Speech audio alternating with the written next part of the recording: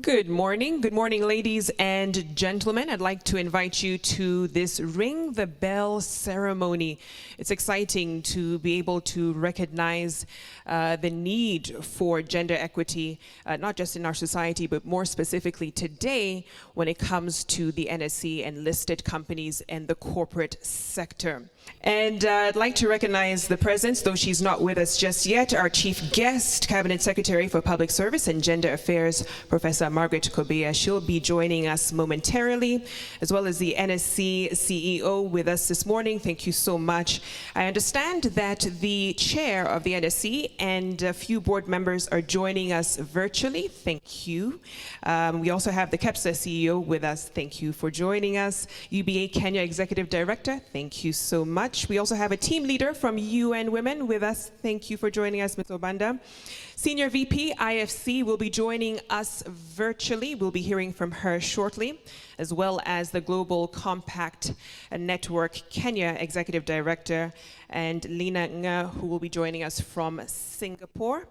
And of course, welcome once again to our invited guests virtually and physically. Like I said, new normal. And here we are. Wonderful. So we also have a hashtag. We want you to share any insights, anything interesting, challenging that you hear throughout the day from the speeches, from the panel discussions.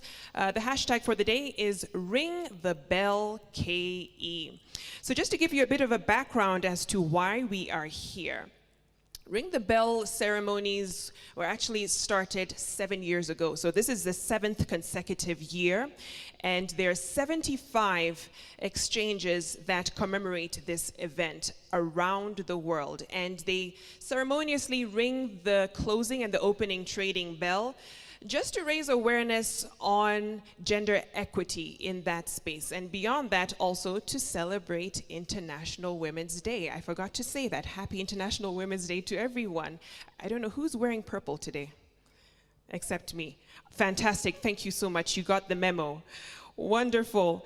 At this juncture, I'd like to invite our first speaker of the morning to make some opening remarks on behalf of the International Finance Corporation, Stephanie von Friedeberg. And she's the Senior Vice President Operations at IFC World Bank Group. It is my pleasure to virtually join you as the representative of the International Finance Corporation, the private sector arm of the World Bank Group, and the largest lender to and investor in developing and emerging markets. For the past 7 years on International Women's Day, we have partnered with stock exchanges around the world to ring the bell for gender equality, to bring to the forefront the importance of gender equality in relation to sustainability and equitable growth. It goes without saying that the COVID crisis is one of the worst crises we have experienced in our lifetime, and it has been disproportionately hard on women. Our research actually indicates that women through the COVID crisis were 1.8 times more likely to lose their job than men. IFC acted quickly for the crisis. We created an $8 billion COVID facility for existing and new clients to provide liquidity. Much of this financing was made available to women-owned and women-managed SMEs. We have also worked hard to help with other intangible issues, things like gender-based violence and childcare. Stock exchanges provide a wonderful opportunity to bring gender equality to the forefront. It's why we've partnered with them to create more diversified boards on publicly listed companies, as well as to expand senior leadership in the same institutions. And in IFC, we made a promise to ourselves. We committed that by 2030, 50% of the board seats we hold as equity investors would be filled by women. I'm pleased to tell you that as of today, we have reached 49% of our board seats currently held by women. It's important that we continue to partner with stock exchanges. You bring key stakeholders together, companies, investors, and policymakers.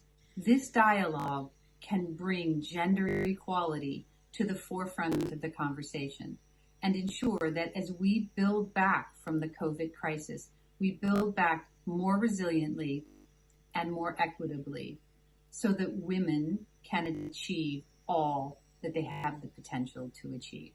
Happy International Women's Day. Thank you, Stephanie, and incredible to see the work that IFC is engaging in. They are definitely walking the talk. 49% of their board members being women. That is definitely worthy of a round of applause. Thank you. Speaking of which, it'll be interesting to hear what the private sector is doing in that space. And as if closing the gender gap wasn't hard enough, we're now dealing with a pandemic, which comes with its own unique challenges when it comes to addressing that issue. So to speak about the private sector role in navigating the COVID-19 pandemic challenges and the gender disparity shifts, allow me to introduce our next speaker, Karaoke, Chief Executive Officer of the Kenya Private Sector Alliance. Thank you again for your membership, your partnership with KEPSA, and all the invited guests and the partners. Thank you for this. Really, it's exciting. And I think as we keep celebrating the International Women's Day, I think we're getting more exciting opportunities to really celebrate. And just hearing that over 90 NSC, stock exchanges around the world will be doing this, I think this is really, really encouraging. As we continue to celebrate the 2021 International Women's Day, I am really, really happy to join the team of the partners, Nairobi Security Exchange, IFC, UN Sustainable Stock Exchange Initiative, UN Women, and UN Global Compact, which KEPSA is a member of, to ring the bell for gender equality. On behalf of the Kenya Private Sector Alliance, I express our support for the initiative and our commitment to continue working together towards mainstreaming gender equality within the private sector. We're already working in collaboration with NSC, Kenya Institute of Management, and New Faces, New Voices in this year's board diversity and inclusion study to guide our campaign for increased representation of women in corporate leadership. And I must say, I'm really, really proud at the milestones Kenya has made. And if you look around the corporate world today, I think there are more faces of women than we've ever seen, especially in the C-suite. And that is really, really encouraging. If you look at the boards in the private sector, the same thing. And many are aspiring to meet at least the 2/3 gender rule. A 2015 report by the AFDB showed Kenya had the highest percentage of women in boards in Africa at 19.8%, followed by Ghana 17.7%, and South Africa 17.4%. The Kenya Institute of Management placed the number at 21% in 2017, up from 12% in 2012. So what we are seeing in reality is actually captured in data. As we target 50% representation in leadership, KEPSA is involved in other initiatives such as Women in Boards Network, supporting women associations build their capacity for effective advocacy and development of a KEPSA gender policy that will guide our gender mainstreaming efforts within the private sector. Generally, evidence shows a correlation between companies' diversity in leadership and its financial performance, with women cited as exceptional leaders able to boost decision-making. And the same applies for public positions. KEPSA is leading at the forefront on inclusive leadership with 9 male and 6 female directors. The governing council at KEPSA has 17 male and 16 female members, while the KEPSA management, which I lead, has 3 male and 6 female managers. So we are leading from the management side. In terms of advocacy, we are leading conversations with government, development partners, and private sector through our Gender and Youth Sector Board to improve business environment and create opportunities for women, youth, and people with disability through the supplier diversity initiatives. What are the challenges of private sector during the pandemic? During the COVID-19 period, which we're still going on, and we're in the third wave, so we all must be more careful, which means as business has just started recovering, we're starting to see, we may see a slowdown, but I think we're also learning how to ride the wave. But when it started, all our social and economic systems were deeply tested, bringing to the fore underlying challenges, including the weakness in our healthcare systems, vulnerabilities of local and international supply chains, financial and technological gaps, social protection and welfare issues, among others. From a survey conducted by KEPSA to assess the socioeconomic impact of COVID on women and youth-owned led businesses, 92% of the surveyed businesses reported negative impacts due to COVID-19, with 83% reporting reduced customer numbers, 73% reduced cash flow, 48% loss of revenues, and 21% inability to source raw materials as the biggest challenges. As a result, most SMEs, which are mainly led by women, found themselves unable to meet financial obligations. That is paying employees, paying back loans, rent, and utility bills. Some were forced to close down, downgrade, or relocate, while others had to sell assets to survive. To counter the negative effects, most women and youth businesses reacted by reducing business operations at 56%, while 41% laid off employees. However, a number innovated and restructured businesses to produce new products, services related to COVID responses, such as PPEs. And I think we started seeing a lot of the small businesses really doing a lot of PPPs, the masks and all. Others sought alternative markets for raw materials and finished products to bridge supply gaps or targeted new customers. According to the company registry, we started seeing as the world started opening up and Kenya eased its partial lockdown, we had 326 new businesses which were registered daily between July and September 2020. And that's what we'll be monitoring this year to say, are those businesses continuing? Did they die immediately? They were registered. And so we'll be doing some studies again just to see where we are. On gender disparity shifts out of the COVID, for women, the impact was hard, considering most are likely to be employed in low-paying, insecure, and informal jobs with few protections against dismal and limited access to social protection. The 2016 SME survey by Kenya Bureau of Standards estimates that 61% of all unlicensed and informal SME establishments in the country are owned by women, and these are mostly micro in size. In addition, women dominate risky sectors like frontline health professionals and essential workers. Movement restrictions and diversion of health resources of COVID response increased challenges accessing maternal and reproductive health services, while closure of schools and childcare facilities increased the burden of care and risks of domestic violence. So what did we do as a private sector to start addressing some of these challenges that we saw? In a market-driven economy like ours, the private sector accounts for more than 70% of the GDP and over 80% of total employment. This makes it vital in responding to the challenges affecting the economy. During the COVID-19, the private sector partnered with government to mobilize resources for response and to put in place the necessary protocols to prevent further spread of the virus. The contributions included cash and in-kind donations through the COVID-19 fund, which was led by the private sector, food, PPEs, hand sanitizers, soap, washing stations, among others, by different companies.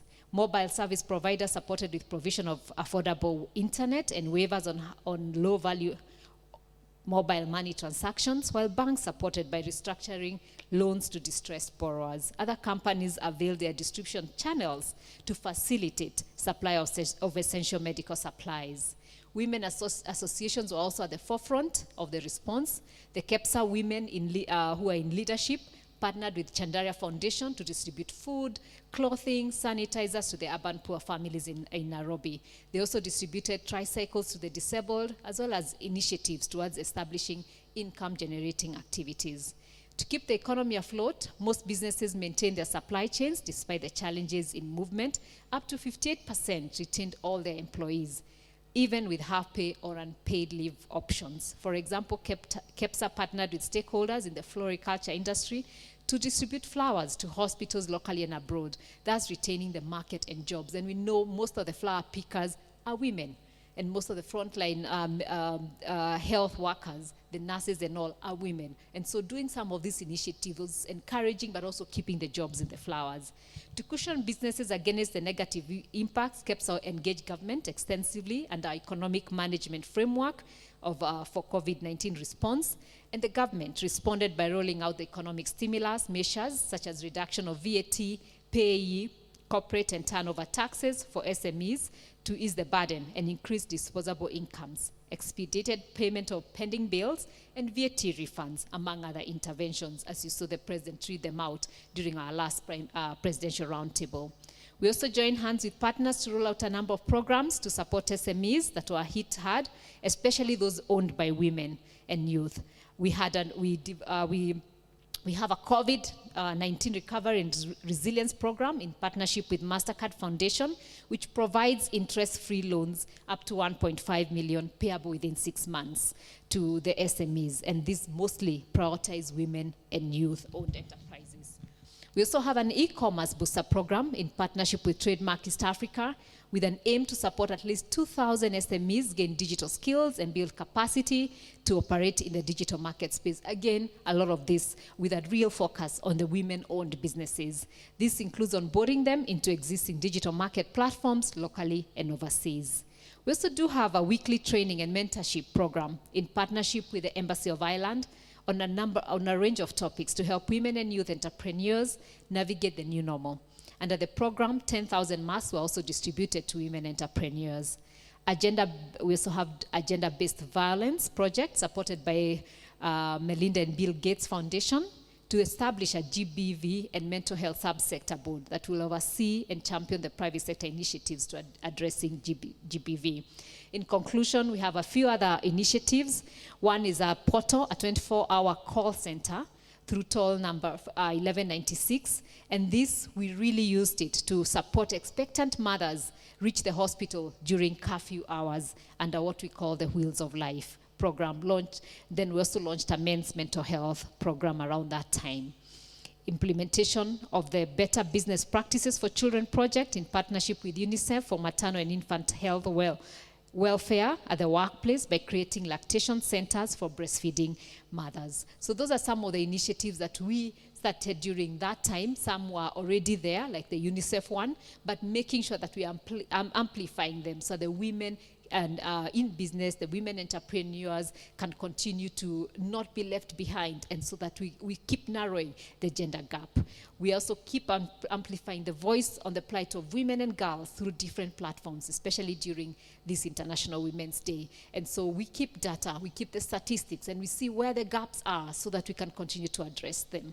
As a way forward at KEPSA, we have entrenched women and gender issues in our 2021 strategy this year, and we'll continue to work with all like-minded partners to secure a better and more equal future for everyone. Thank you. Thank you, Carol. Round of applause. And fantastic to see that Kenya is leading the way in Africa when it comes to women on boards, 19.8%. Really great metrics there, but as you said, data shows us the real picture in terms of how much more we need to do to close the gender gap. Now, our next speaker will take us through what bell for empowerment means. So we can ring a bell ceremoniously, we can hear the sound, we know what it means, but what does it actually do for the women in the corporate sector? Does it actually affect any change for them when it comes to advancing in corporate and in various companies? So my next speaker is Elena Nga. She is from the CIO Amata Corporation PCL, and she's joining us from Singapore.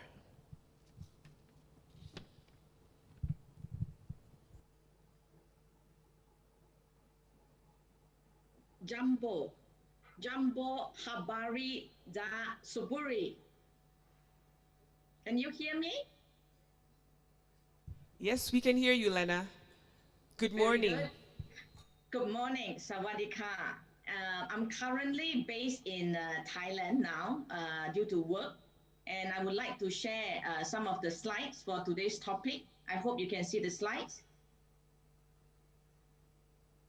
Can you see the slides? They are coming up momentarily. Yeah. Yes, we can see them. Thank you. Very good. I'm very, very honored to be here today because I've always loved the interaction, the vibes, from the African community, especially the African ladies. And let's see what we can share on today, especially with regards to the Bell for Empowerment. I have chosen this topic in a very tricky way because I would like to show, right, my journey as a woman leader and how the journey towards ASEAN and also in terms of the business have empowered me, right? And who empowered me, what empowered me, so that I could share with the African business community today. So I'm currently also the chairperson for the ASEAN Women Empowerment Initiative. This is one of the initiatives that we would like to assist the women leaders, young women leaders that could really contribute to the society. And this is also part of what we have been contributing under the World Economic Forum. So interestingly, right, when you saw the first picture, I was at the Davos in 2019. So Davos 2019, I think was really very fantastic. I think good experience. I think I was asked to speak on certain topic, and here you go. I met very young African ladies. They are, I think, selected as the World Economic Forum as the young global shapers. They are full of energy. I think this is one of my first few encounter with very good vibes, from the African community. So maybe some information about my roots, right? My grandparents, actually, they took the boat from China and they selected Singapore. But as you know, Singapore is not a big country. Singapore total land size is only close to about maybe 700 square kilometer, small island, city-state. And my parents, I think they got married, and definitely in terms of the level of education at that time, that would be very restricted. So if you look at the Singapore development, right, in the 1950s, there's still a fishing port, everything is polluted, and many workers are the lowest skilled workers. And then now, if you go to Singapore, you will see that it is totally changed into a first world city, very developed, a lot of high-rise building. You will not be able to see a lot of the low-rise building anymore.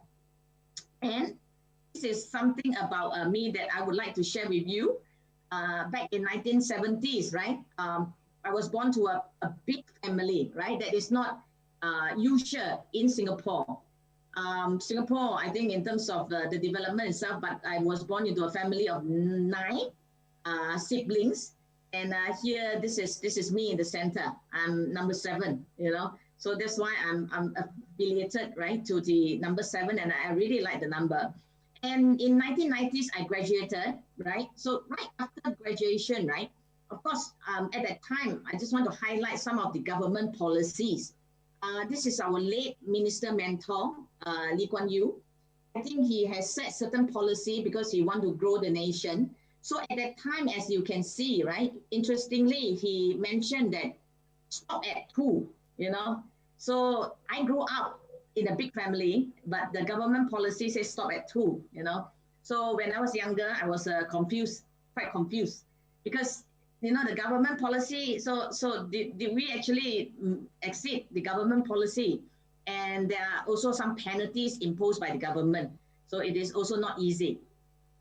So if you look at the period where I graduated, that was in the 1990s, I still have that debt because I'm self-sufficient, right?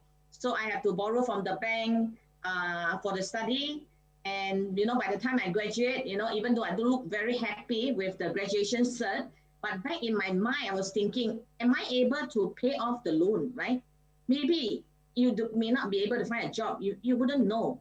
But right now, after close to 30 years, right, of working, already half a century old. So debt-free, I have asset, I have my retirement fund, I'm a happy person. So what exactly, when you look at, when I saw the initiative by the stock exchange around the world, right, in terms of ringing the bell, I think that this is an excellent initiative.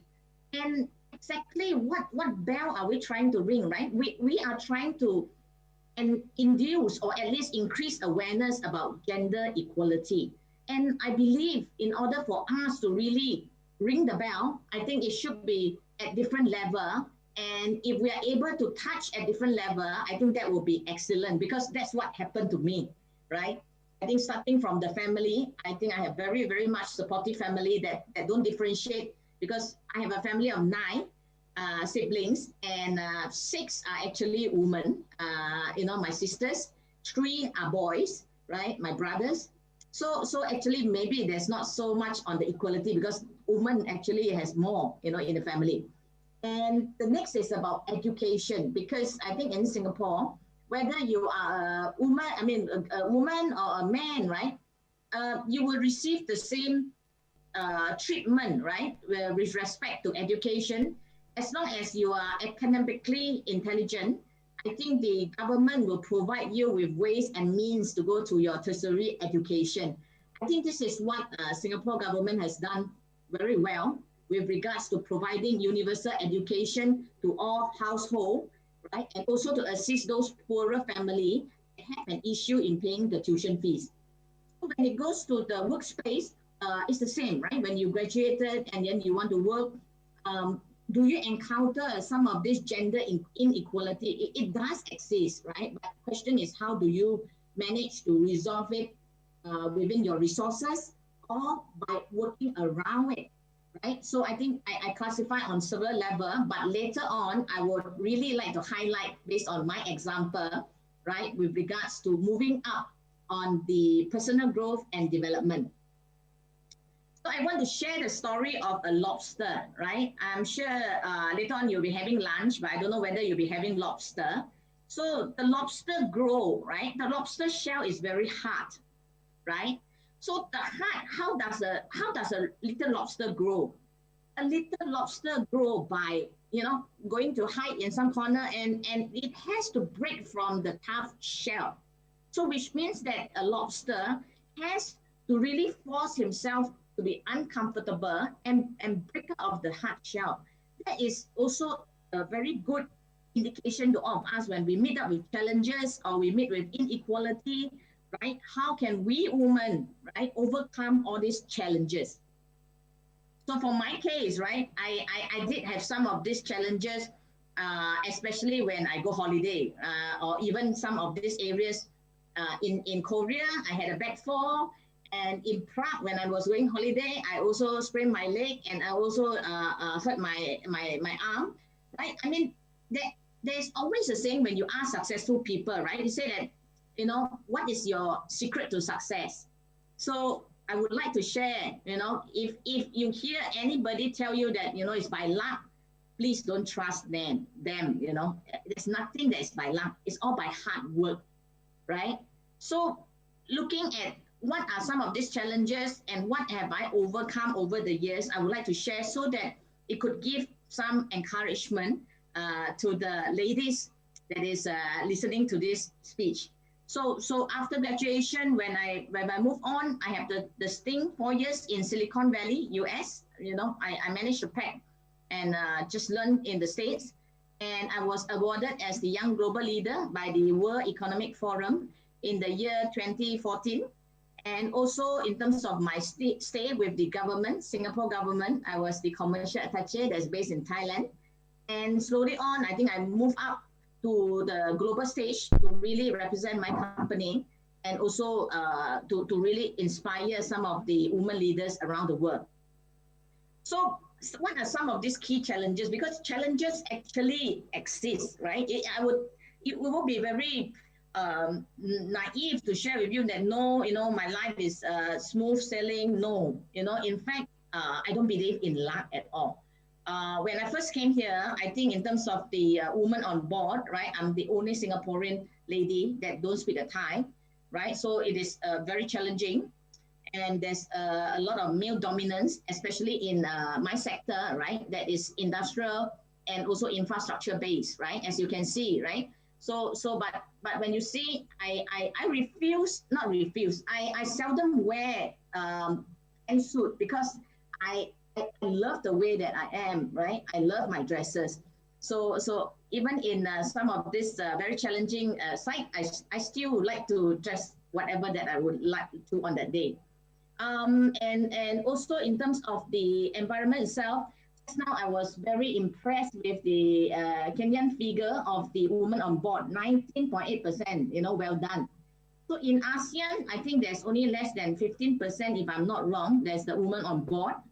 And also looking into the language, cross-cultural differences, there's also a lot of challenges. And people usually ask, right, who inspired me? You know, how did I manage to hang on, right, with regards to all these challenges?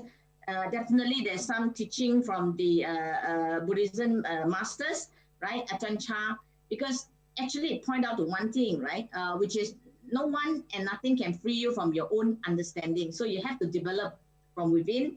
And also the German-Canadian guru, which is Eckhart Tolle, he said that by acknowledging the good that you already have and the life that is in your foundation is all abundance.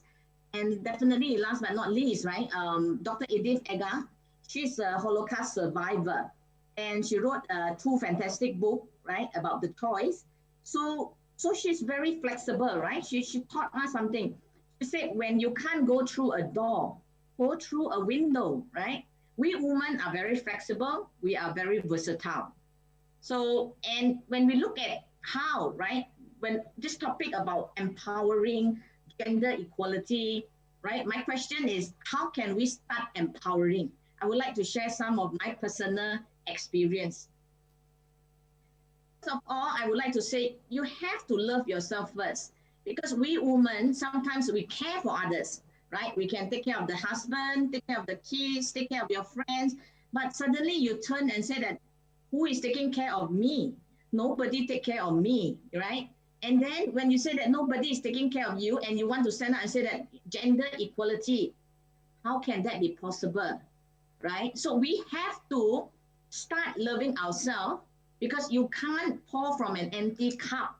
So when we take care of ourselves, we are the role model for a lot of the other women that needs inspiration. So I would say the first tip is love yourself first. Then when you have a healthy body, you have a healthy life, healthy mind, is a healthy life, happy life. And what I do during the COVID situation, I do meditation, I look at my diet, I do a little bit of exercise, right? So that is to keep a healthy and a happy mind and body.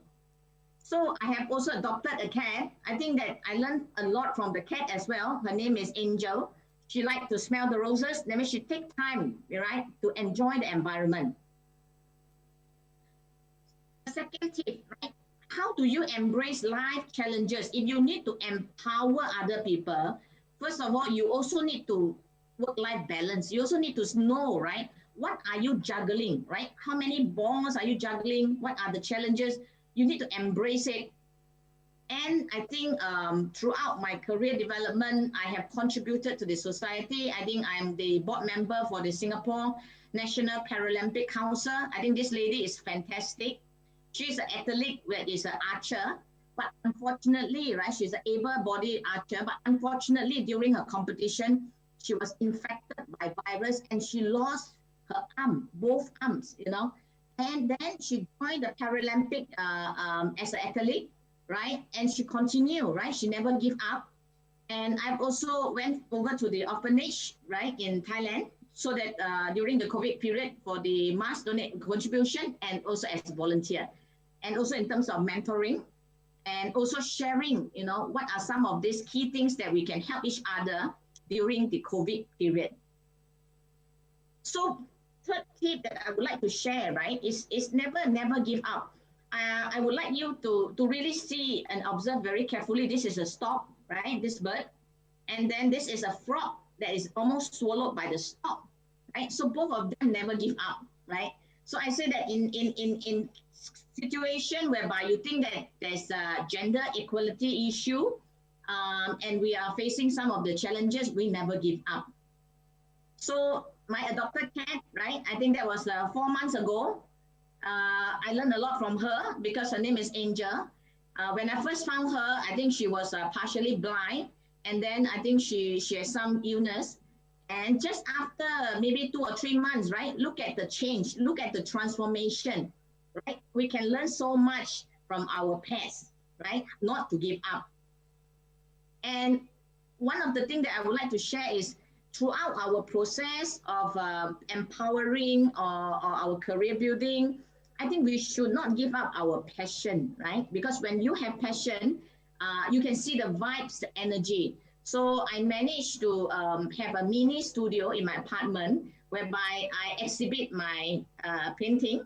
So this is a painting I painted on the International Women's Day last year, right? And if you take a look at the painting, there's the pigeon that represents peace. There's the lion, right, that represents courage. So in between, there's this third eye.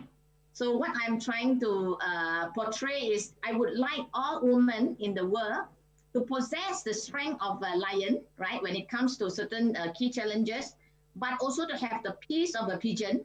And most important of all, you need to have the third eye. There's the eye of wisdom to know when, you're able to really work on your wisdom, work on your courage. Sometimes you have to also maintain peace.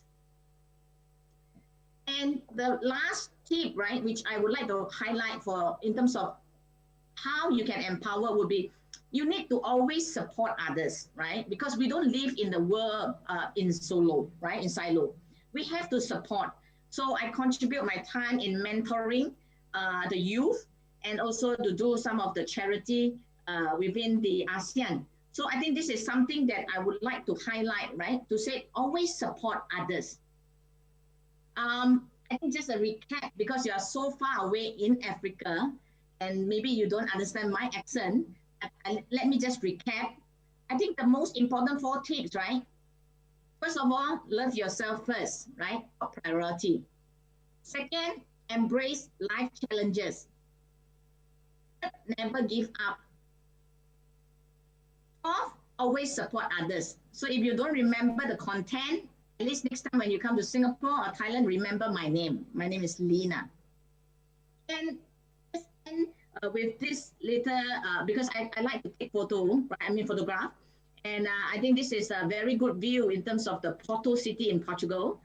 And also this is the Sukhothai Historical Park in Thailand. I would love to have the opportunity to visit Kenya, your lovely city, your lovely country. I think with this, I thank you very much. Thank you. Nina Khop Kun Ka or Sheshe, thank you so much for very inspiring presentation there. And if nothing else, yes, we will remember your name. Wonderful, inspiring insights from Lena. One more round of applause for her. At this juncture, we are ready for our panel discussion. And this is a high-level dialogue on women in leadership achieving an equal future. Allow me to invite my 2 physical guests and 1 virtual panelist. Here we have with us Geoffrey Odunda, who's the Chief Executive Officer of the Nairobi Securities Exchange. Also joining him on stage is Elizabeth Obanda, Team Leader, Women Economic Empowerment from UN Women, and she's representing the country director. Thank you both for joining me. You may take your seats. And last but not least, we also have Judy Njino, Executive Director for Global Compact Network, Kenya. Wonderful. Could we also get some mics here on stage as well as we begin? A lot has been said. Some great numbers were given earlier on by Carol Karaoke just on where we stand when it comes to closing the gender gap here in Kenya, what various companies are doing to further that agenda. Let me begin with you, Geoffrey, and I believe we have actually met the 2/3 gender principle with this panel. Fantastic. I didn't even notice that earlier. What efforts is the NSC undertaking internally towards listed companies really closing the gender gap and achieving that gender equity we've been talking about this morning? Thank you very much. Once again, Happy Women's International Day. It happened this week. Actually, Happy International Week. Let me just use that. It's a great opportunity for us to interact again. This has been a very busy week for us as we celebrate our sisters and all the success they've done and the major strides they've made. So for the NSC, the whole issue around gender sits within our initiatives on diversity. And the NSC is a member of the United Nations Sustainable Stock Exchanges Initiative. And as part of that, we have been able to identify certain goals under the SDG in which we want to action. So one of the key goals that we have identified is really the gender issue, the issue of diversity, and we are driving that in the organization through a very well-structured arrangement sitting within our corporate and sustainability department. Now, some of the key things we've done, and this is almost, I think, the 5th year that we're involved with women, is identify some key initiatives that can enable us drive this agenda through. The critical one is how do we bring ladies and women into corporate leadership? And so we've partnered with a number of organizations, New Faces, New Voices, the 30% Club, and a number of others, the UN, Women. And as part of that intervention, we've been able to drive an interest from our corporate organizations to really bring women on board. Today, over 26% of corporate leadership of companies listed on the NSE have women on the board. Another 43% have women in senior management. And another 5% of our total listed companies have women chairladies. And another 5 or 6% are women CEOs. So the traction is building, and it's very deliberate that we're actually encouraging this intervention, not out of a good to have, but the fact that women merit to have a place at the top. And we've seen a direct correlation. We've done a number of studies where just to identify what's the correlation between a gender-balanced board and performance. And we've seen organizations that have got a diverse board, women in certain strategic positions, is actually performing well. And it's really a demonstration that this is really the way to go. And we are really leading, as Carol said earlier in her speech, in Africa, in terms of driving this intervention. So that is very critical for us. And we then go out of our way to also promote that through the Ringing the Bell event, as this is a very special event for us every year. We've done it for the last 5 years, and we've even taken it down to the rural areas to just empower the women and build knowledge and understanding about women. Let me just share some interesting statistics which I saw today from our team. Over 500,000 of our investors today, 500,000 investors on the exchange are women, with really an asset value of in excess of 2.4 billion shillings, really in terms of that. And that just speaks volumes. If you look at the annual AGMs of companies, the people who attend are mostly women. I think they're very careful about their assets, and so they take that initiative. So for us is very clear. We're very deliberate about encouraging leadership to really come in through and take this agenda seriously. We believe it'll transform how we run organizations. It'll transform companies, and really it'll drive performance. So we're very deliberate about it. Thank you. And incredible to hear that beyond the gender equity being the right thing to do, it makes business sense. Let me bring you in, Elizabeth, when it comes to what inspired the theme for this year's International Women's Day by UN Women. Thank you very much for this opportunity to be here. It warms my heart to hear the kind of advances that have been made in recognizing the role of women worldwide. And really, the theme this year emanates from that. It's a celebration of the tremendous role that women play in homes, in the business place, in leadership. However, during the COVID-19 pandemic, we know that the barriers that women face became even more momentous. We know that home became a place of work. We know that home became a school. We know that home became a business place. And so the role that women play generally, which is as caregivers, which is, as food security providers, which is as business persons, that role was multiplied tenfold. So this theme then helps us to focus our attention on the role that women play helps us to think about policies that would enable women to be able to, kind of like play their role effectively. It will help us to focus on research, focus on data that will help us to make the kind of policies that would help women to alleviate the burdens that they already carry. So apart from celebrating the role that women and girls play globally, this theme is also aligned to the Generation Equality Campaign, and the Generation Equality Campaign calls upon all of us not only to recognize the role of a woman in leadership, but also to recognize her rights as a person. I think one of the speakers told us that it's important for us to love ourselves. And so this theme then brings our attention the fact that even though the woman takes care of everybody, she also needs to love herself. So that's why. Thank you. Thank you, Elizabeth. Judy, as the largest corporate sustainability initiative, what is Global Compact doing to ensure that its members are pushing for representation and leadership among women?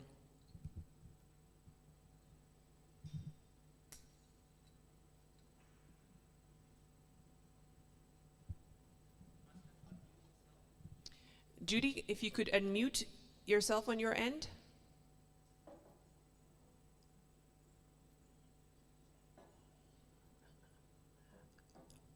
Okay, we appear to still have a technical issue. While the team is working on that, Jeffrey, let me bring you in.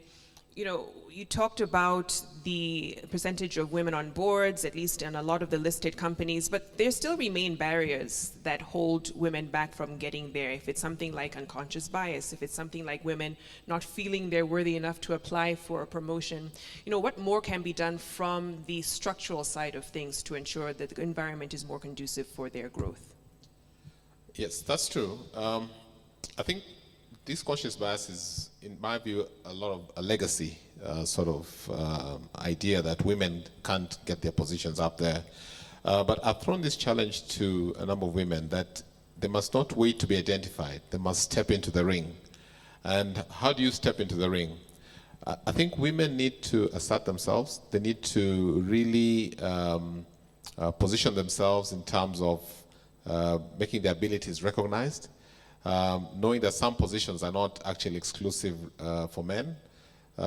Historically, if you look at board compositions, women were basically maybe in HR, directors, legal, what you consider the soft side of business.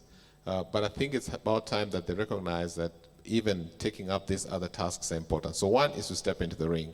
The second thing is important is to really upskill themselves in terms of understanding the boards and being part of a network that trains you on boards and building that network, which is very critical.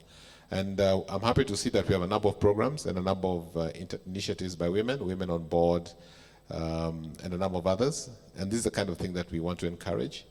I also think that it's important for women to also have mentors and coaches who are currently sitting on those boards to really transform this. So it needs some level of personal initiatives, personal intervention, being seen there.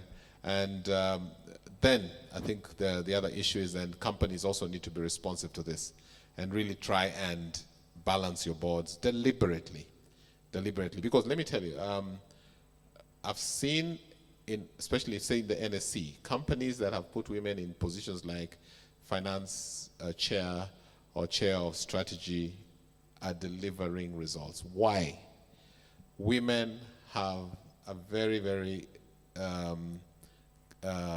clear sight of what they want to achieve, and they never forget. And they're very thorough. I can tell you, I have to prepare very thoroughly for two of my committees that are chaired by women because nothing will slip within the cracks. And I think that's very important.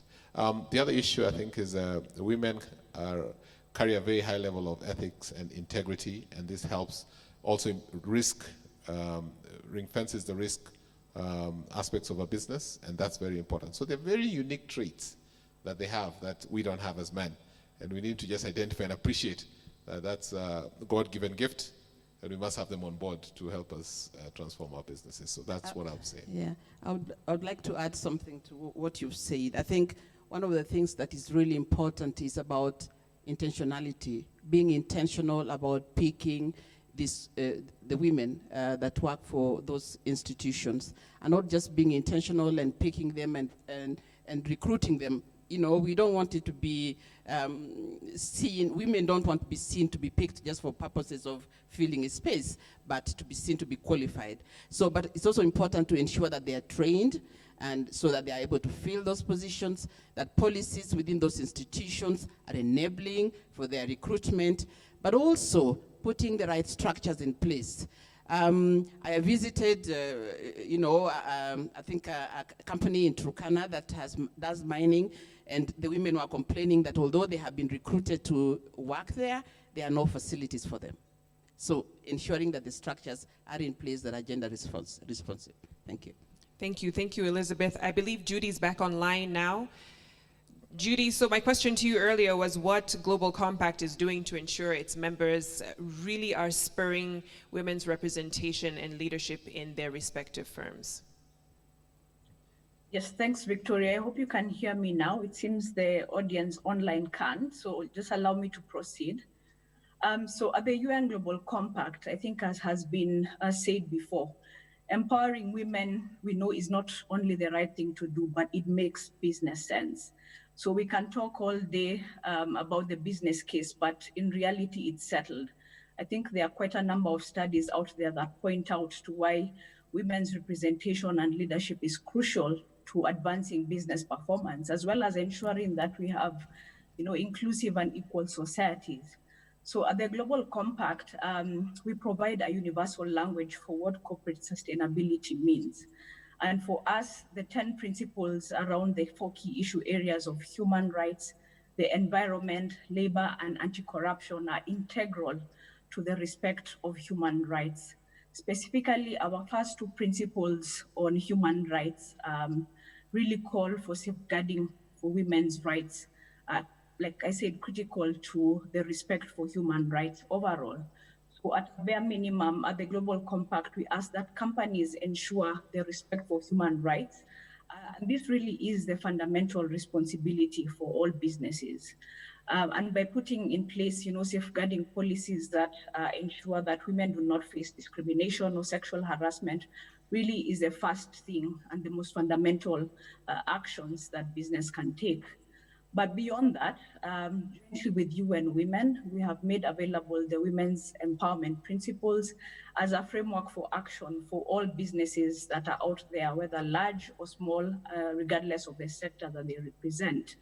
And this Women's Empowerment Principle essentially sets out a set of action areas that businesses can take to empower women in the workplace, in the marketplace, as well as in the community. We know very well that women's economic empowerment and participation could contribute up to $28 trillion to the global GDP just in the next 5 years. So you can imagine the slow pace at which we are working to realize this equality really means that we are leaving money on the table. So more than ever, we need to take more ambitious and intentional action to close this gap, especially in the last 10 years of the SDGs. So in response to this, specifically the UN Global Compact launched a program that we call the Target Gender Equality in 2020 to really help close the gap between commitment and action. So we realized after digging deep that companies have a lot of goodwill and a lot of good intentions in this agenda, but this did not necessarily translate to actual, action in terms of setting targets, in terms of, actualizing the implementation to realize these targets. And so the Target Gender Equality Program was devised as an accelerator program to help companies be a bit more intentional in setting these targets and putting in place an action plan to realize gender equality. So in 2020, Kenya was the first country in Africa to roll out this program.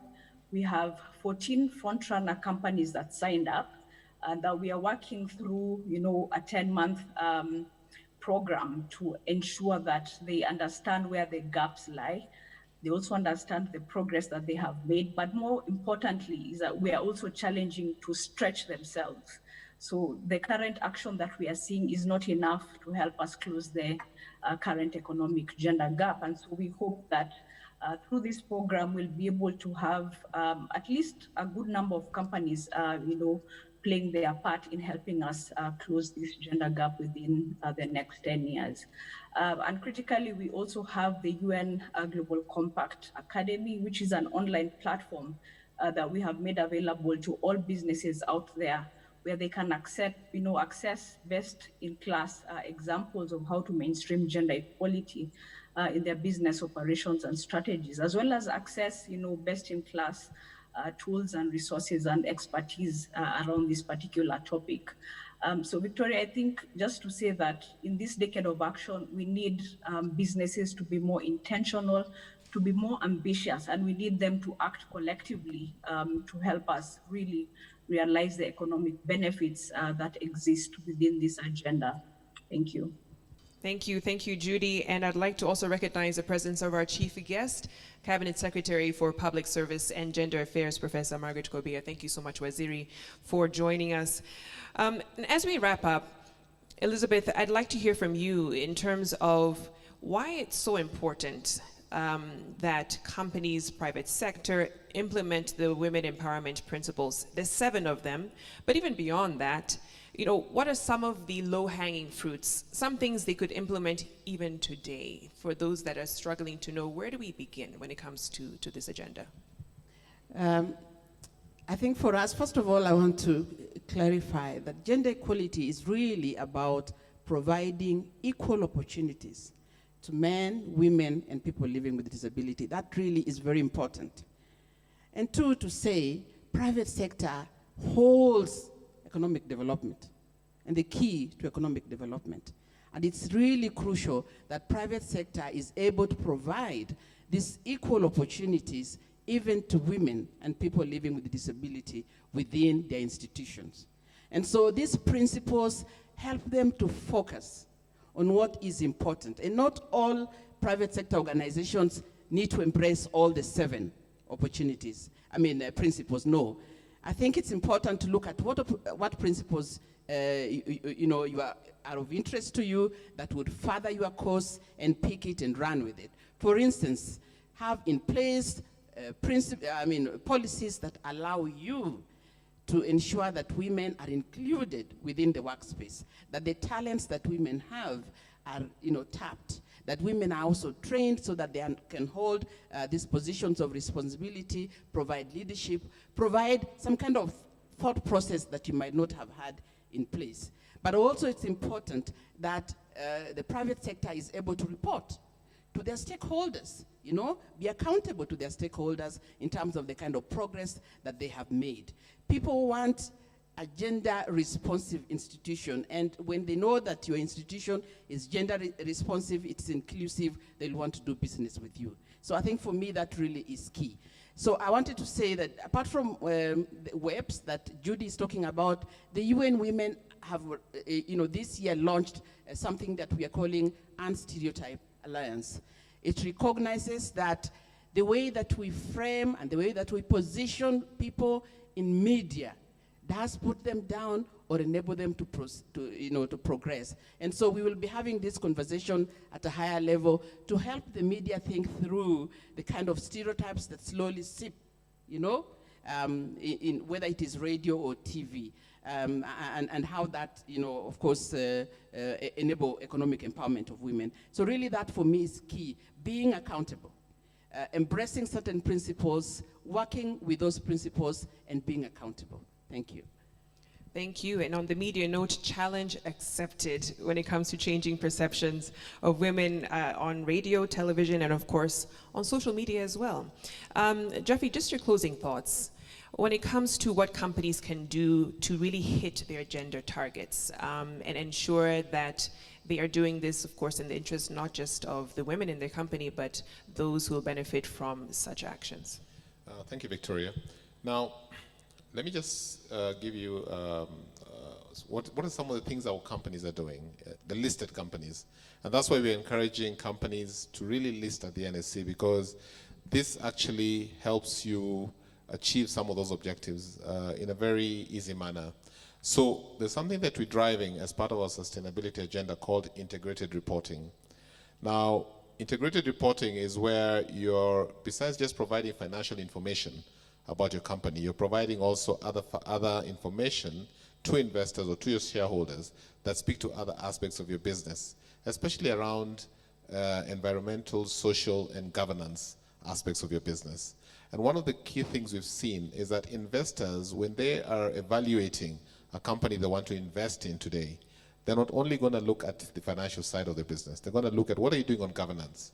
And in governance sits the issue of board representation. Is it equal? Is your management representation balanced? Is there gender diversity, and all those other aspects? And so that then attracts them. Over and above the analysis that they'll do, they'll also tick off those boxes. And that has two benefits. One, ability to raise capital is a lot easier. And secondly, the value of your share price is likely to improve. So we have put in place a program called Ibuka, which means emerge. And under Ibuka, the issue of board training and board structuring is very critical. And we help firms. Today we have got 4 organizations that are led by women that are in that program and are currently going through a training process. So for entrepreneurs, for businesses that want to scale up, this is a good entry point because we take you through that. And for companies that are not listed, again, being a listed company, again, integrated reporting is a critical part of what we encourage them to do. So that's how I think we're going to achieve traction.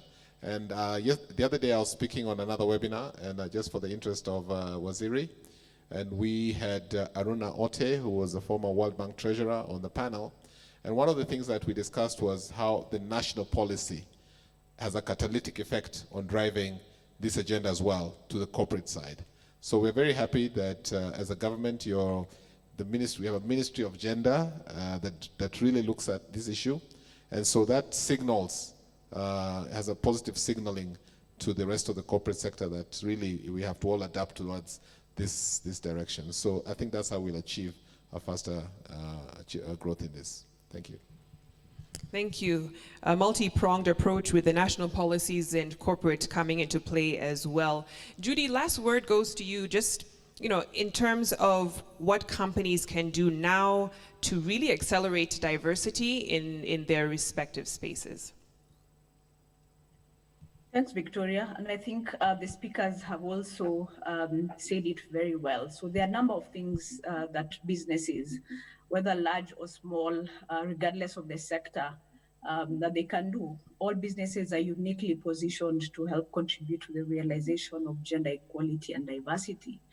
I would say plug into the existing platforms that support businesses practically to understand this agenda, but also to take action.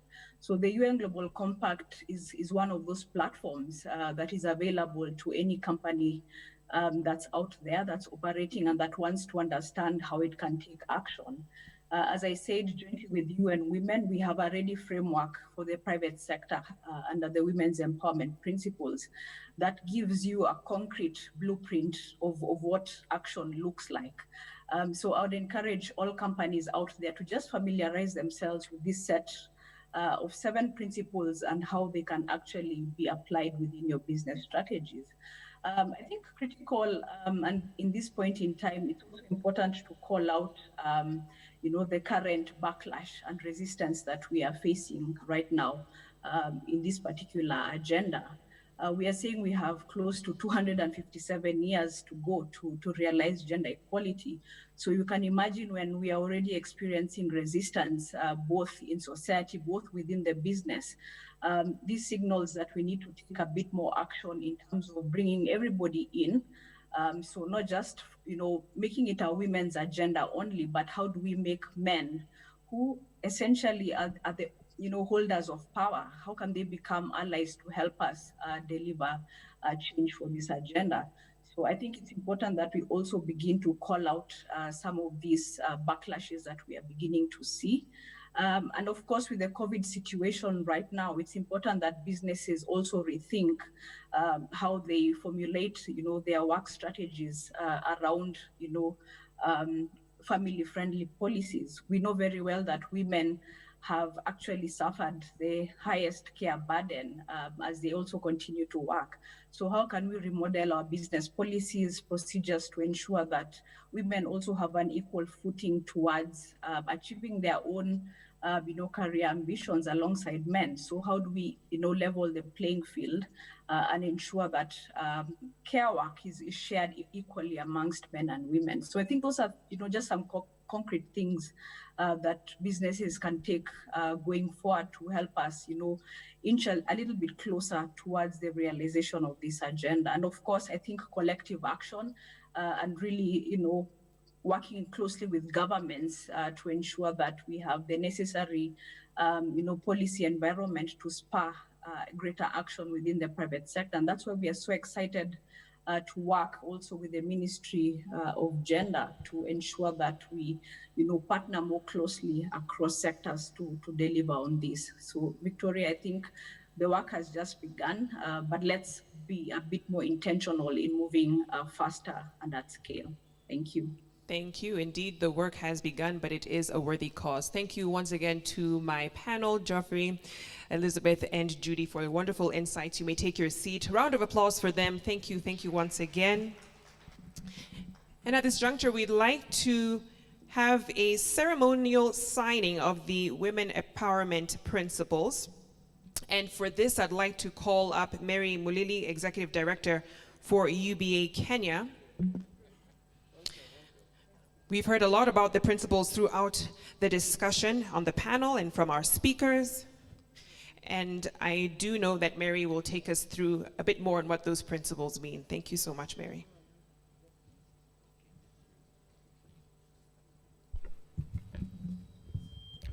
Thank you very much, Victoria. Professor Margaret Kobia, CS Public Service and Gender Affairs. Karaoke, CEO KEPSA.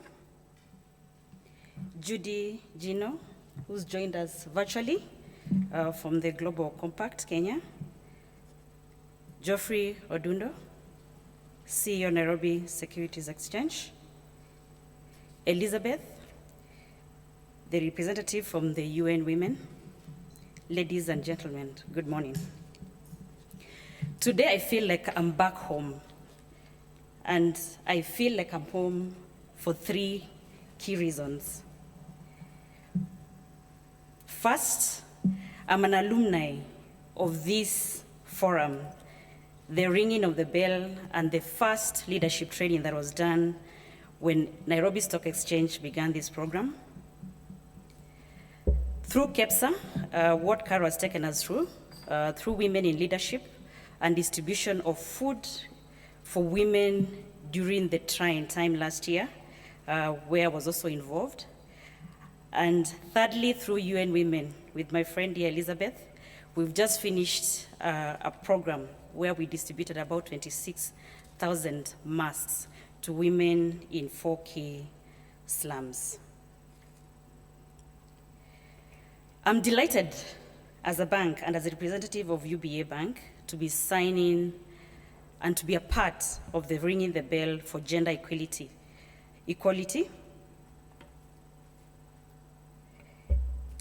And today marks yet another great milestone in the history of United Bank for Africa. And it resonates with the theme for the day and for the month, where we choose to challenge. And by signing these women empowerment principles, it will ensure that we entrench our commitment to women career development and equality in our organization. As you're aware, we are in 20 countries in Africa. We also represented in the US. Actually, we are the only bank that is licensed to do business in US of African origin. We're also in France and we're in the UK. And UBA Kenya becomes the first subsidiary to be signing these principles in the group. and I know the rest will be following.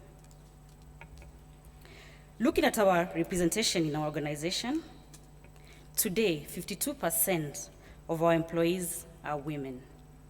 And we move to the management level, that is executive management, 50% are also women, showing again representation of women in these key organs. At our board level, we had 33% representation in the board. And I think for you, Jeffrey, that is a challenge for your listed companies. As UBA, we're already ahead at 33%.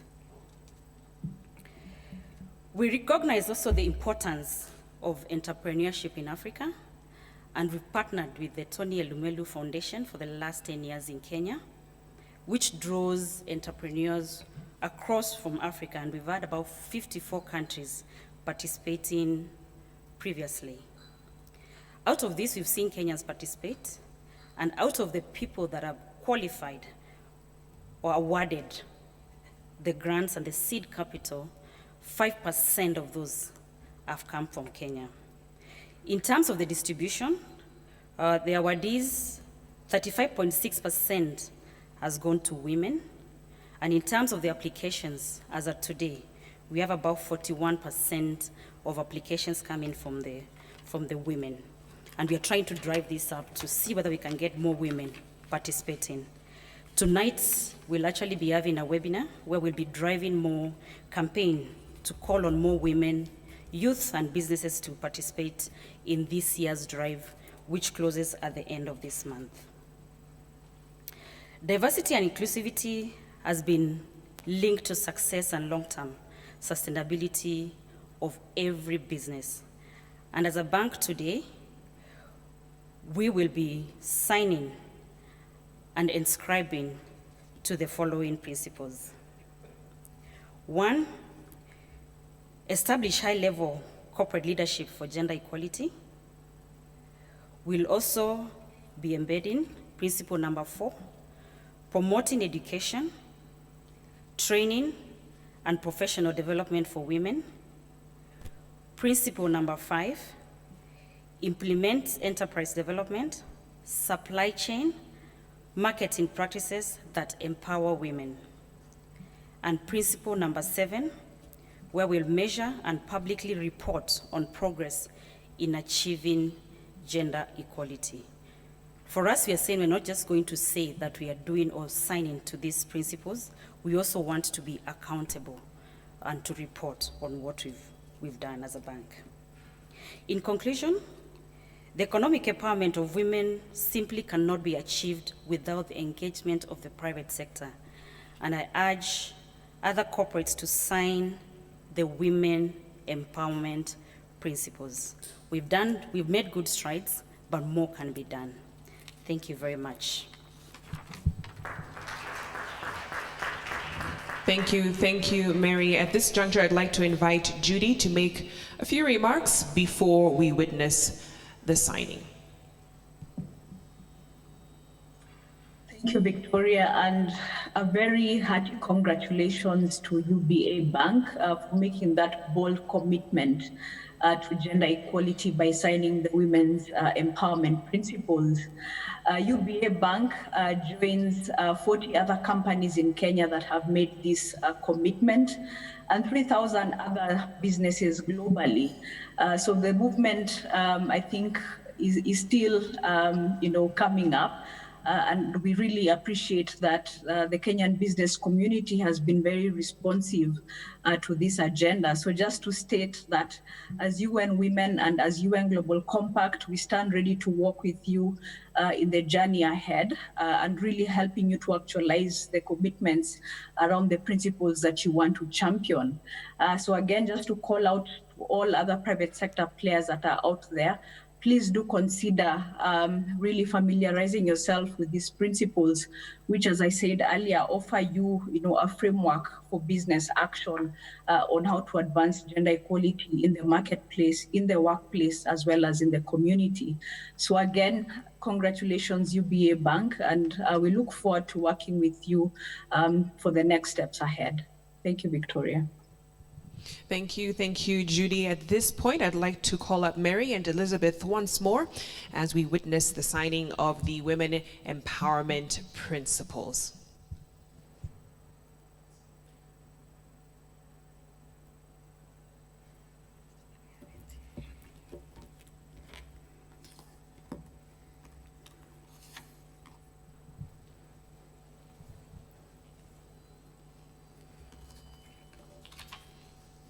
We actually came with a big team. This is a UBA team, and I think you can see probably they can stand up.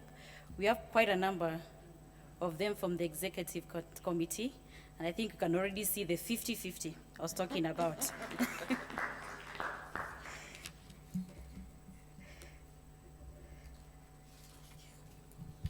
Fantastic, and there we have it, the signing of the Women Empowerment Principles. Number 1, to establish high-level corporate leadership for gender equality, as well as principle number 7, measure and publicly report on progress to achieve gender equality.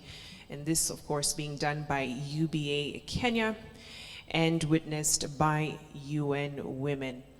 One more round of applause for this momentous signing and commitment. Fully signed. By UBA Kenya, and of course cemented there again by UN Women. A wonderful, wonderful commitment. Once you put it on paper, it is binding. Thank you once again. The COVID handshake now has taken over from our normal handshaking. Thank you, Mary and Elizabeth.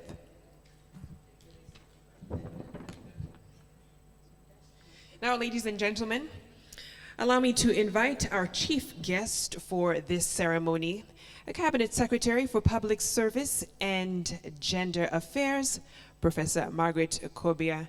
May we welcome her with a warm round of applause.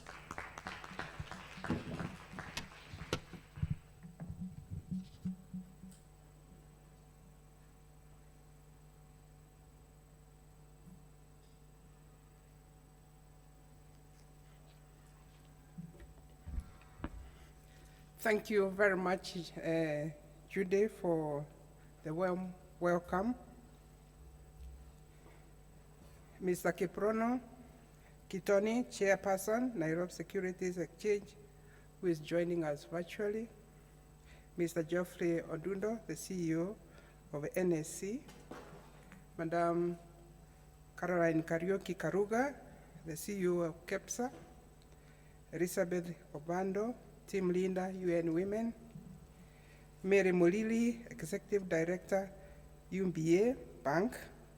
June Gino, distinguished invited guests, ladies and gentlemen, good morning. Let me say I'm very happy to join you this morning, being an event that is supposed to celebrate International Women's Day, which was marked on 8th. I do recognize CEO, you had other events on the same day, but I do believe the whole of this month of March, we spend it on celebrating gains that women have made towards achieving equal opportunities. As it has been said, in case I repeat quite a lot of things that have been said here, that means that content is important. And for sure, we are saying that even if we forget everything else, we seek to create opportunities for women and men. It's not just for gender, doesn't mean women. It is actually creating an environment that gives both women and men an opportunity to develop up to their full potential. And that's why in Sustainable Development Goals, number 5 is a global where 93 countries have agreed on particular indicators and the targets that must be met by the year 2030 to have that equal world. We also want to recognize women and girls continue to face challenges for opportunities in the areas of women and girls leadership, gender-based violence, and because we know that is the way we are socialized. But I think we are starting to see difference in age categorization, where the older people, they think they are jobs for women, they are jobs for men, And in that division, we find women are disadvantaged. I call upon those who are with me here today to see that is changing. When I look at those who are in their mid 35, 20, 40, I am seeing both women and men participating almost equally. And especially if you travel out of this country, that the men are helping out in their families, in their houses, and I think that should be one of the areas we are celebrating, that much as we are saying that we don't have equal opportunities, where the research is showing us young men are also contributing to the household chores, which have been unpaid care worker for women. We also recognize that. I've seen many young men now looking at the babies, helping at home, and that we must recognize and say, perhaps this is one area women can also support, that in your home, both men, girls, and boys have equal opportunities in the way they participate in their household chores. We also recognize it has been a journey, but when I started working maybe many years ago, women did not have as many opportunities as we have now. And I think the standard that we are going to look, we have already looked at, we have seen some gains. We have seen some gains, but from Economic Forum, we already know if we don't accelerate, it will take us almost 200 in Africa, 200 years before we have an equal world or equal gender. We can't wait for that long. Therefore, we recognize the journey, and we must ask ourselves, we who are here now, what legacy, what new contribution are we going to leave behind that will add towards an equal world? And that's why I'm thinking that NSC has really gone out of their way to make an environment or to sensitize the listed companies that having equality in gender really matters. But right now, we have also experienced the crisis brought by COVID-19, and we now start seeing, yes, we could be having gains, but to what extent should we be alert and also build the capacities to be able to deal with the crises that affect health, crises that affect our economic well-being, so that at the end of it, we are able to build on the gains while really embracing or fighting the new challenges, new crises. What skills do we need?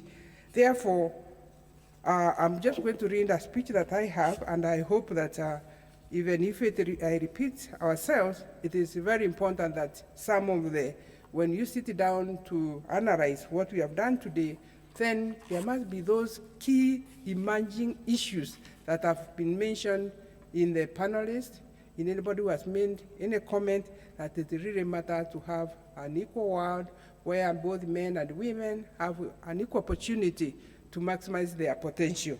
We know that is work in progress, but I think that's why I'm seeing the partnership between government and private sector is very, very key. Government is about policies, and it's very important to have a policy on gender and development, because unless you have a policy that asks questions, that what is the real problem? Because if you have an policy, you will do it in a participatory manner, that everybody comes to the table and see this is the 8 areas that we see in gender equality as a problem for this country.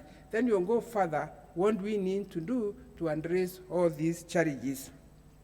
Therefore, allow me to read the speech, and I think then I will be done. It is an honor and a privilege for me to be invited back to the Nairobi Securities Exchange to ring the bell for Gender Equality event in commemoration of International Women's Day 2021, whose theme is Women in Leadership, Achieving an Equal Future in COVID-19 Context. The theme for this year celebrates the efforts of women leaders around the world in influencing and shaping more equal future in responding and in the recovery of COVID-19 pandemic. We do appreciate and recognize the effort of His Excellency the President, Honorable Uhuru Kenyatta, for his leadership in championing inclusion of capable women in the response and recovery of the COVID-19 pandemic. Ladies and gentlemen, COVID-19 has disrupted the world order, not only in the health sector, but in all economic spheres of our lives. For women, it has been a double jeopardy with existing inequalities such as poverty magnified.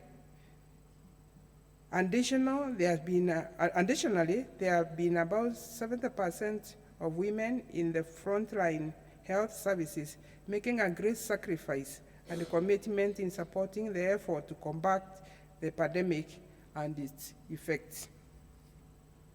Emerging research indicates that women representation in sectors and industries are expected to decline because of the COVID-19, and these sectors include education, hospitality, food services, wholesale, retail, arts, recreation, and public administration.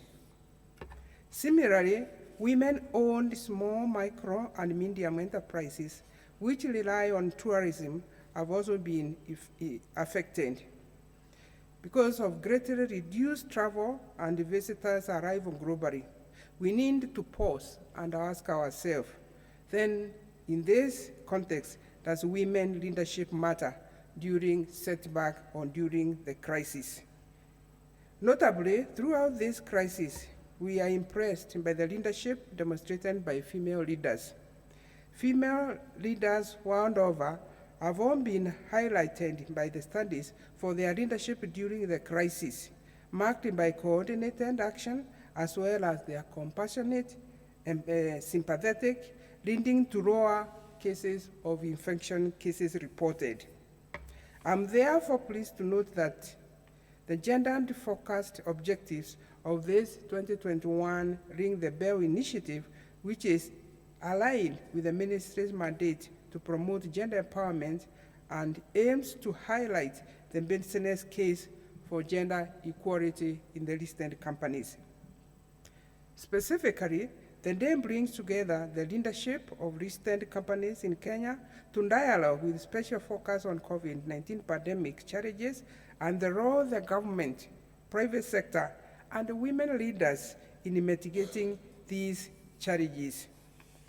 Ladies and gentlemen, regarding gender equality in the workplace, allow me to highlight once again the cutting-edge study that was commissioned in 2019 by the Nairobi Securities Exchange in partnership with Equilib and the New Forces and the New Voices. The survey evaluated Kenyan's listed companies on their performance in gender equality at the workplace. The survey placed a special focus on listed companies' performance on gender equality using metrics such as gender balance in the workplace, representation of senior management and the boards, publication on gender pay gap, provision of parental leave by the company, and a sexual harassment policy and supplier diversity policy. The report also plays a fundamental role in policy making by informing regional and global markets on the advances made so far on the gender equality in the workplace and develop a benchmark to the measure other African listed companies. I'm further pleased to note that the Kenyan companies are well ranked into the journey as follows from the private sector. Women make almost 43% of the workforce. 2, 10% of the companies have gender balance in senior management. 3, 10% of the companies have a gender balance in their boards. 4, 5% have a female chair of the board. And 12% of the companies have female CEOs. What does this data tell us? It forms a baseline that we can only start working year in to find if these indicators are increasing and if at what rate. Therefore, as we celebrate the International Women's Day, these are very important indicators that show progress that has been made and highlight the need to accelerate the progress and ensure inclusivity. It is therefore important that we all partner and focus on the areas of improvement as highlighted in the report as follows. 1, reduction of gender pay gap. The report highlights that Kenya women are paid averagely 30%, 2% less than men. This gender pay gap has been very complicated and complex. And it's like, how do we also start kind of some analysis that makes a demonstration that even the unpaid care work at home also can be of economic value. 2, flexibility in our workplace. Our 4 Kenyan companies offer flexible working hours, which is key to enhancing productivity. Therefore, if more companies could have this flexibility in the workplace, and I may add, of course, we now have worked on policies of how to work remotely. This is one of the things area that could support women, because working from home, although with these difficulties because of dividend attention and interruption, this gives some level of flexibility. 3, raw female CEOs and chairs. There's a low number of female CEOs and chairs in various companies. I think the data has already proved that sometimes even in the government, when we appoint chairpersons, we tend sometimes to forget to look at the data, how many women are chairing in the state-owned corporation as a chair. And we have realized we only have 7%. How many women sit in the boards as the members of the board? They are only 23%. Therefore, as we appoint chairs, we have now realized we should always reach for that data so that we can increase maybe to something like 12 in the next 3 years. Therefore, it is commendable and smart that the Nairobi Security Exchange and its members institutions are making great contribution in promoting women leadership for gender equality. This is demonstrated by NSC being a signatory of the Women Empowerment Principles and adopting the 7 principles into the business strategy and the practice. Going forward, we indeed need to continue to prioritize action on gender equality and to include a range of policies helping women to achieve work-life balance. Our National Gender and Development Policy 2019 calls for review of the existing policies and legal framework in order to ensure a gender-neutral environment to further women equality. Because it is that environment that the way we are socialized, that we start seeing maybe the document that we have, they are not gender neutral. The environment that we have, the decisions that we make, they are not gender neutral.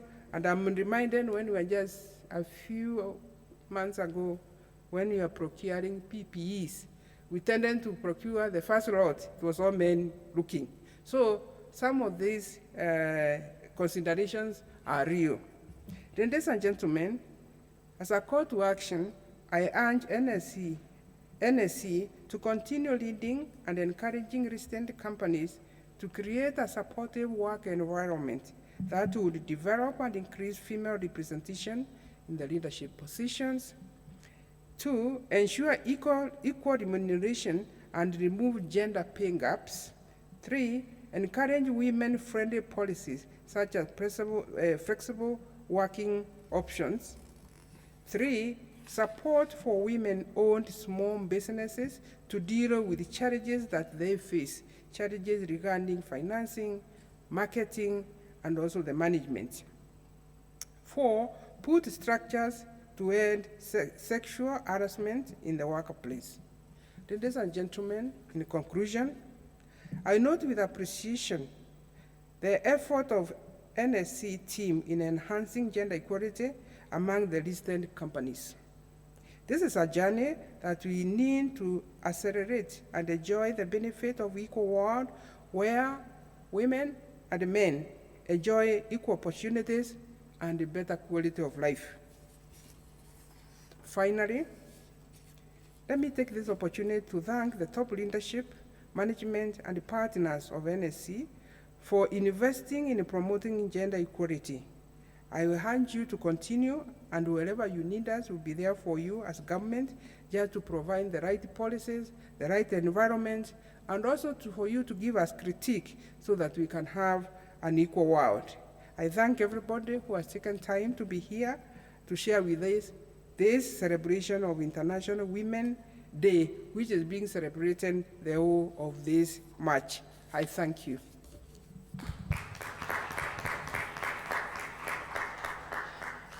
Thank you so much, Waziri. One more round of applause for our chief guest. At this point, I'd like to call on our chief guest to join us on stage, as well as the NSC CEO, Jeffrey, to also join us, KEPSA CEO, Carol, to also make her way up. UBA Kenya Executive Director, Mary, and also Team Leader for Women Economic Empowerment, Elizabeth, as well. Kindly make your way up as we commemorate this part of the program and ring the bell.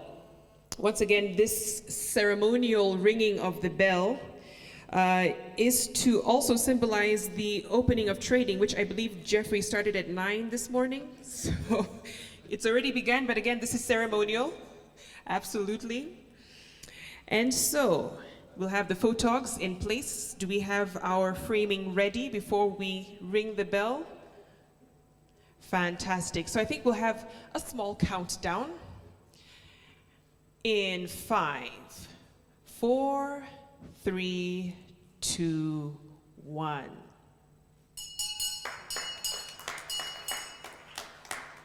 Fantastic, fantastic.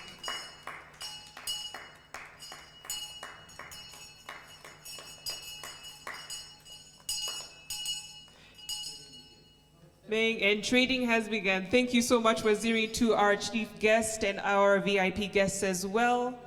This, of course, is ceremonial, and the NSC joins 75 other exchanges around the world that are commemorating the Ring the Bell ceremony. Thank you once again. You may take your seats. Your presence, once again, very much appreciated, and a show of your commitment to the cause of closing the gender gap here in Kenya. And ladies and gentlemen, it has come to that time of the program. Thank you so much for joining us and for your patience and for the insights that were shared throughout this morning.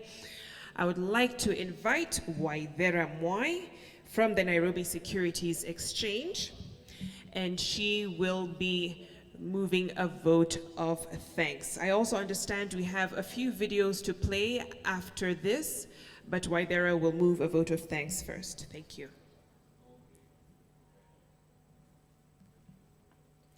Thank you very much, everybody. It's my pleasure to give a vote of thanks for this momentous occasion. The NSC extends a deep sense of appreciation to Professor Margaret Kobia, Cabinet Secretary, Ministry of Public Service and Gender Affairs, for gracing our occasion today.